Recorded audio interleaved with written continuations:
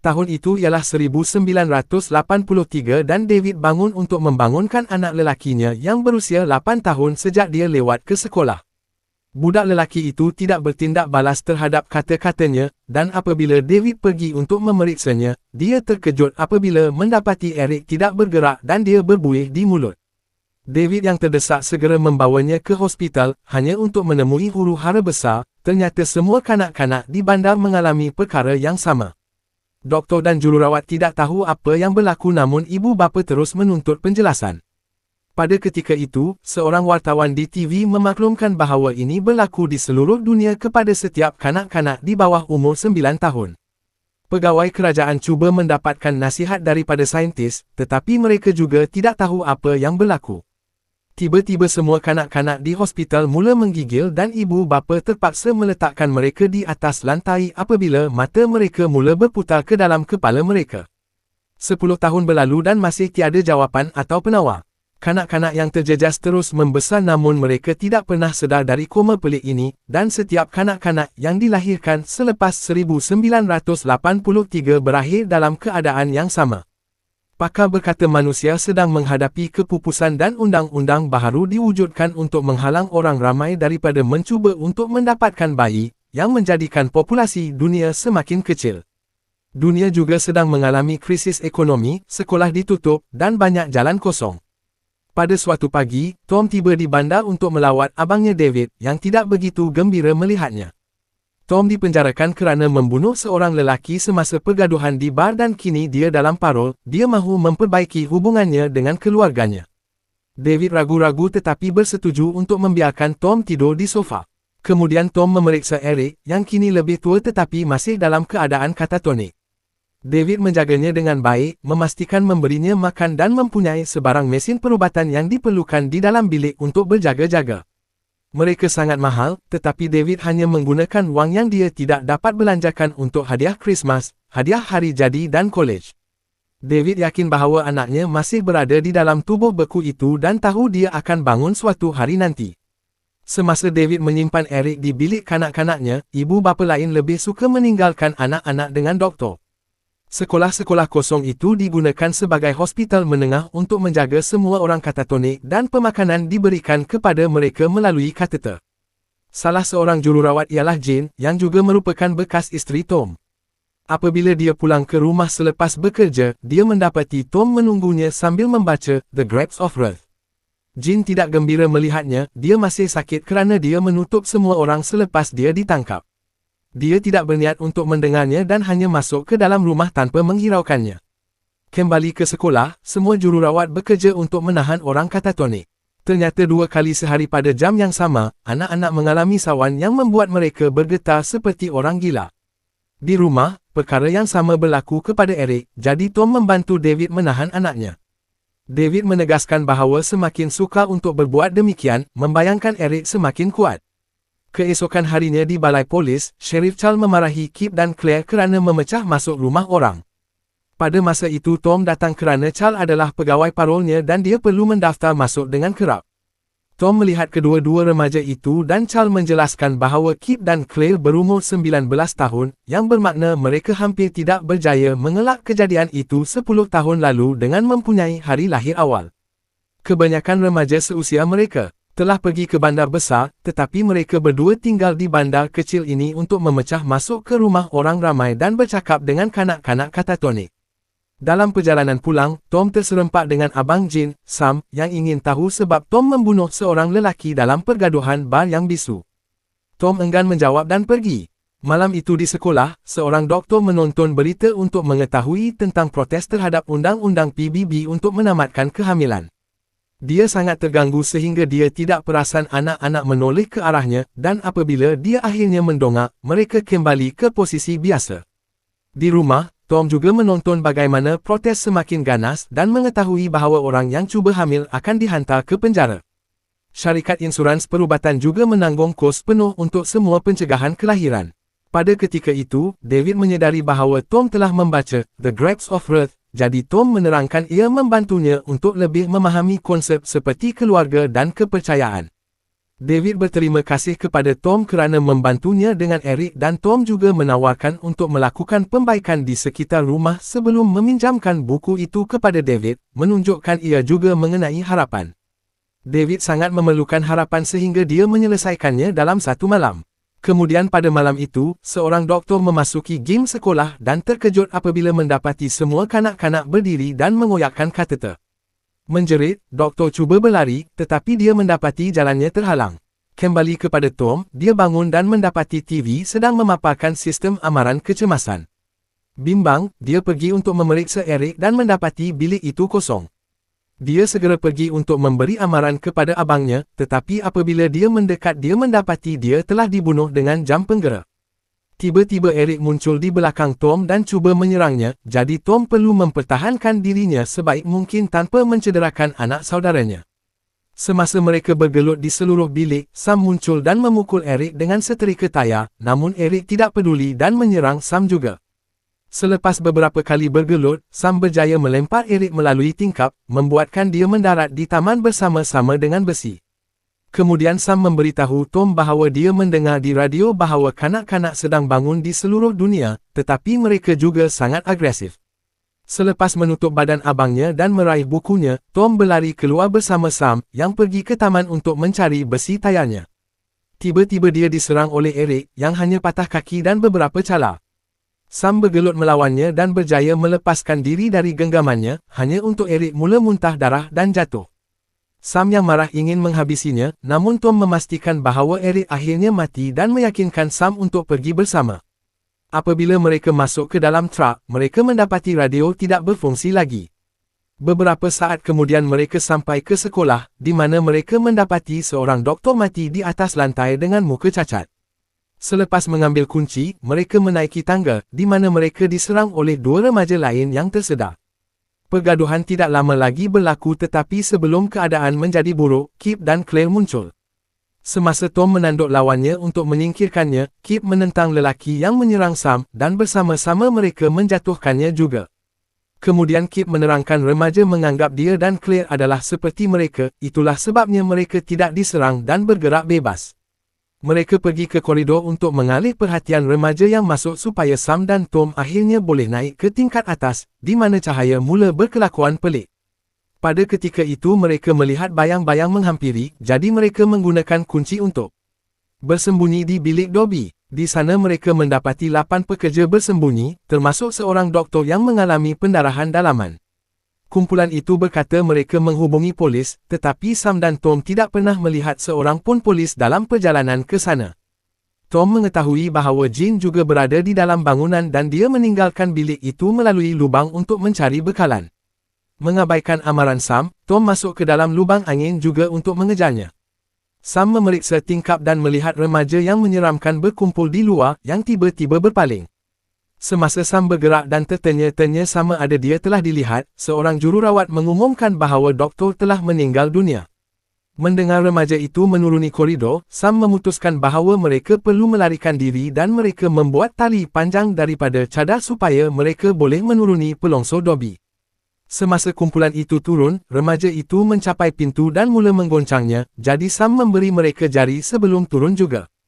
Bagaimanapun pekerja itu ditemui oleh kumpulan remaja lain yang menyeramkan dan Sam mendengar mereka menjerit ketika mereka terbunuh, jadi dia berhenti bergerak. Tiba-tiba seseorang mula menarik cadar, jadi Sam yang terdesak naik semula ke dalam bilik Dobby dan cuba membuka ikatan cadar dari paip, menyebabkan seorang pekerja yang cuba kembali terjatuh dan mati. Bisikan aneh kemudian kedengaran dan Sam menoleh untuk mencari seorang remaja yang menyeramkan menyentuh doktor yang telah mati. Sementara itu Tom terus merangkak melalui lubang dan mendapati jalannya disekat oleh seorang remaja yang menyeramkan. Sebelum dia boleh menyerang, remaja itu pengsan dan Tom melihat Jean telah memberinya suntikan. Pada ketika itu mereka mendengar bunyi bising, jadi mereka bergegas keluar dari bolong dan sampai ke bilik bekalan ubat, di mana Tom memastikan untuk menghalang lubang itu. Selepas itu, mereka berdua menyusuri lorong dan melihat banyak darah keluar dari bilik Dobby diikuti oleh Sam, yang berlumuran darah kerana dia terpaksa membunuh sekumpulan remaja. Ketiga-tiga mereka terus berjalan dan terserempak dengan Kip dan Claire, yang berdebat tentang cara untuk meneruskan. Kip mahu menyertai kumpulan Tom, tetapi Claire berpendapat orang dewasalah yang menyebabkan semua ini. Mereka akhirnya pergi bersama dan terserempak dengan Charles, yang terpaksa menembak jatuh seorang remaja juga. Mereka bersetuju untuk bekerjasama dan ketika mereka menghampiri pintu keluar, seorang pengawal sekolah melompat ke arah Claire, berniat untuk mencederakannya.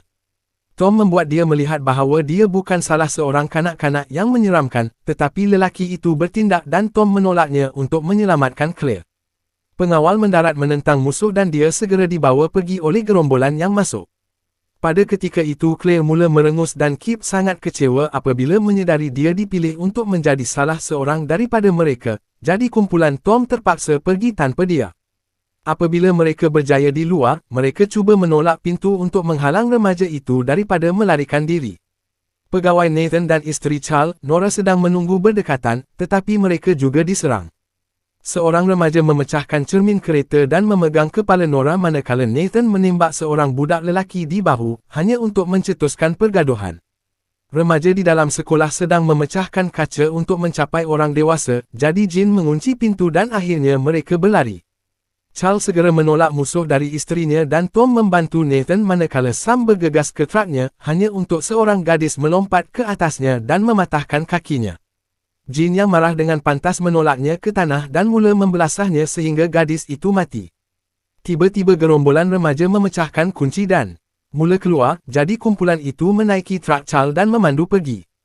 Akhirnya mereka berjaya bersembunyi di gereja tempatan, di mana mereka menyekat pintu sementara Jean cuba menjaga kecederaan Sam.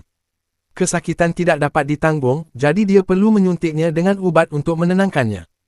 Tom memutuskan untuk memeriksa seluruh bangunan untuk berjaga-jaga dan seorang gadis memukulnya dari belakang. Yang lain mendengar bunyi bising dan datang untuk menyiasat, hanya untuk mendapati Tom mencekik gadis itu di atas lantai. Charles berasa ngeri melihat anak perempuannya Alexis, jadi mereka memutuskan untuk mengikatnya. Kemudian Nora cuba mendekati anak perempuannya yang ingin menjaganya, tetapi Nathan dan Charles segera menghalangnya, mengingatkannya bahawa itu bukan Alexis lagi. Beberapa ketika kemudian, pendakwah tempatan muncul di luar gereja, hanya untuk ditangkap oleh remaja itu. Selepas bergelut, mereka menahannya di atas tanah dan mengelilinginya dalam bulatan manakala seorang kanak-kanak merangkak di atasnya untuk membunuhnya. Terdapat bisikan yang menyeramkan sepanjang proses seolah-olah ini adalah ritual untuk mereka. Di gereja, Tom bertanya kepada Kip mengapa Claire menganggap orang dewasa menyebabkan semua ini. Kip menerangkan kanak-kanak itu tidur kerana mereka tidak tahan dengan dunia yang mengerikan yang dibuat oleh orang dewasa untuk mereka, dan mereka telah bangun untuk akhirnya mencipta dunia yang mereka inginkan. Dia juga menjelaskan bahawa pendakwah itu berhenti 2 tahun lalu dan tidak pernah mengatakan mengapa, tetapi dia menemui diary pendakwah dengan perkara terakhir yang dia tulis. Pendakwah itu berkata dia bermimpi kanak-kanak membunuhnya, dan penerangan itu sepadan dengan apa yang berlaku beberapa saat lalu. Diary itu juga mengatakan apa yang dibisikkan oleh remaja, jika sesiapa menawarkan jiwa mereka kepada kanak-kanak, mereka akan diselamatkan oleh syurga. Selepas itu, mereka mencari beberapa tin makanan dan memutuskan bahawa mereka akan cuba sampai ke pangkalan tentera udara. Ketika semua orang sibuk bersiap, Nora mendekati Alexis dan melepaskan ikatannya, hanya untuk dibunuh oleh anak perempuannya sendiri. Charles tidak lama lagi datang mencarinya dan Alexis cuba menyerangnya juga, jadi Charles tidak mempunyai pilihan selain menembak anak perempuannya untuk mempertahankan diri. Kesedihan kerana kehilangan seluruh keluarganya dalam beberapa saat menyebabkan Charles memadam sendiri. Sementara itu Claire meninggalkan gerombolan itu dan kembali ke rumahnya, di mana dia mendapati ibunya mati di dalam tap mandi. Setelah kumpulan itu bersedia, mereka meninggalkan gereja dan cuba menaiki truk Charles, tetapi Tom menemui alat ganti kereta di atas tanah dan berasa curiga. Semasa kumpulan itu masuk semula ke dalam, dia mencari semua kereta di kawasan itu dan mendapati semuanya rosak, bermakna kanak-kanak sedang belajar. Apabila Tom kembali ke gereja, mereka membuat kesimpulan bahawa untuk bertindak sepantas ini remaja mesti mempunyai fikiran sarang untuk berkongsi maklumat. Tom berpendapat truk David sepatutnya selamat di garaj, jadi dia, Jean, dan Kip meninggalkan gereja untuk mengambilnya. Sebaik sahaja ketiga-tiga mereka pergi, Nathan dan Sam melihat beberapa bayang di luar dan tiba-tiba pintu ditolak oleh remaja yang menyeramkan itu. Beberapa saat kemudian, kumpulan Tom tiba di rumah David. Semasa Kip pergi mencari kunci di dalam, Jean dan Tom didatangi oleh seorang gadis bersenjata yang hampir menembak mereka tetapi Claire membunuhnya terlebih dahulu. Selepas bersatu semula dengan Kip, Claire mengesahkan gerombolan itu telah belajar tentang senjata dan mereka semua mempersenjatai diri mereka sendiri. Mereka berempat pergi dengan truk David, tetapi pada masa mereka sampai ke gereja sudah terlambat, Nathan dan Sam sudah mati dan seluruh tempat menjadi kucar-kacir. Jean hanya menggunakan beberapa saat untuk bersedih sebelum dia menegaskan mereka mesti pergi. Kumpulan itu hendak meninggalkan bandar tetapi tiba-tiba seseorang melepaskan tembakan ke arah mereka dan mereka mendapati dua remaja telah menghalang jalan. Truk itu berhenti apabila tayar ditembak dan Jean yang marah keluar untuk menembak mereka berdua tanpa teragak-agak, dahagakan dendam. Salah seorang budak lelaki itu menderita kerana dia berdarah di atas tanah dan Jean hanya menembaknya sekali lagi.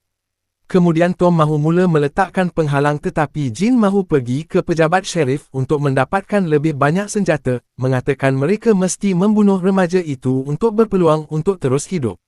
Pertengkaran berlaku dan Tom menunjukkan Jean kehilangan akal untuk membalas dendam, tetapi Jean tidak mendengarnya dan pergi. Claire segera mengikutnya dan Kip mengikut Claire, jadi Tom ditinggalkan sendirian. Dia mula keluar dari bandar dan apabila dia duduk berehat, dia membaca halaman terakhir tenusuk itu sekali lagi, mendapat idea.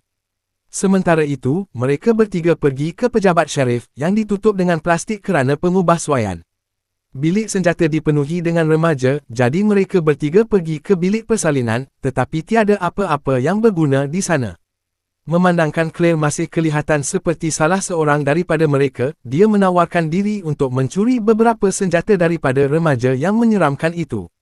Pada mulanya dia berpura-pura membantu mereka mengemas senjata, dan apabila yang lain terganggu, dia cuba menyembunyikan pistol di dalam seluarnya, hanya untuk ditangkap. Pada ketika itu Kip mendengar tembakan dan pergi mencari Jean, mendapati dia berdarah di atas lantai. Seorang remaja tiba-tiba menyerangnya dan pergaduhan berlaku, jadi Kip mengambil senjata untuk menjatuhkan kanak-kanak itu. Malangnya seorang gadis tiba-tiba menembaknya dari belakang, yang sebagai balasan ditembak jatuh oleh Claire.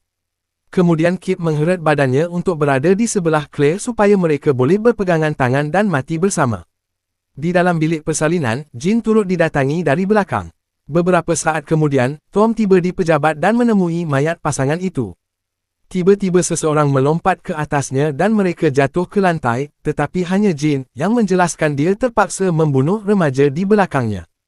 Tom segera menyeretnya keluar dan mereka mula berjalan meninggalkan bandar, tetapi tidak lama kemudian mereka dikelilingi oleh gerombolan itu.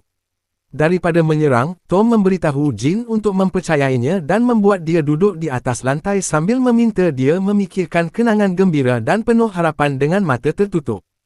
Kemudian dia meletakkan halaman diary di tangannya dan berjalan ke arah anak-anak, mengatakan dia sudah bersedia.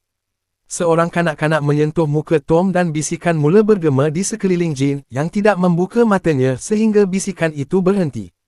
Yang mengejutkannya, tiada sesiapa di sekelilingnya. Tidak tahu apa lagi yang perlu dilakukan, Jean kembali ke rumahnya dan mandi untuk menghilangkan darah. Kemudian dia membaca halaman diary, menyedari Tom mengikut arahan untuk mencapai syurga. Tidak lama kemudian gerombolan itu muncul di sekeliling rumah, tetapi Jean tidak bertindak balas dan begitu juga dengan kanak-kanak, yang membawa buku Tom dengan penuh harapan.